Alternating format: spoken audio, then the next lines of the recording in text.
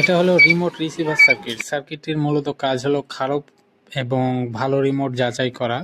তো সার্কিটটি তৈরি করতে গেলে সব থেকে মেন গুরুত্বপূর্ণ কম্পোনেন্ট হলো আইআর সেন্সার। এই সেন্সারটা অ্যাভেলেবেল ব্লুটুথ বোর্ড এবং ইউএসবি বোর্ডে পাওয়া যায়। তারপরে নেব একটি 5mm এলইডি রেড কালারের।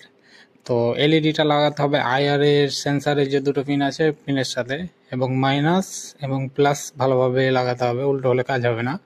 তারপরে নেব একটি বুজার। বুজারটার কাজ হলো শব্দ দেওয়া, শব্দ টুট করে যে শব্দটা হয়। তো আমি যে সেন্সারের মিডিলের সাথে আমি বুজারের কানেকশন মাইনাসটা দেব। তারপরে নেব BC557 ট্রানজিস্টার।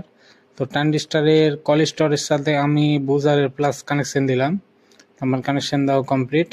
তারপরে নেব একটি 1K রেস্টার্ন। তো 1K রেস্টার্নটা আমি এলইডির মাইনাসের সাথে কানেকশন দিলাম এবং বেসের সাথে BC557 বেসের সাথে আমার কানেকশন দেওয়া কমপ্লিট। যে ইমিটার আছে, ইমিটার এবং এলইডির প্লাসের সাথে আমি এবার কানেকশন দেব। এটা অ্যাকচুয়ালি শর্ট করা, আমার শর্ট করা কমপ্লিট। তো তারপরে নেব একটি 2A104 পিএফটা না দিলেও হবে, কিন্তু পিএফটা দিলে যে টুট শব্দটা ক্লিয়ার হয়।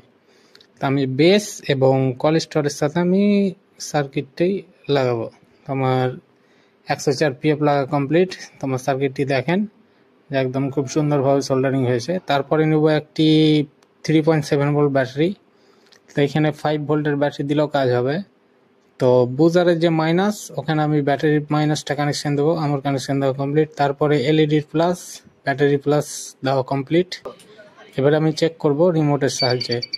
তো খুব সুন্দরভাবে কাজ করছে। তো ভিডিওটা ভালো লাগলে লাইক কমেন্ট শেয়ার করবে, আর কিছু যদি জানার থাকে আমাকে কমেন্ট করবে। ধন্যবাদ।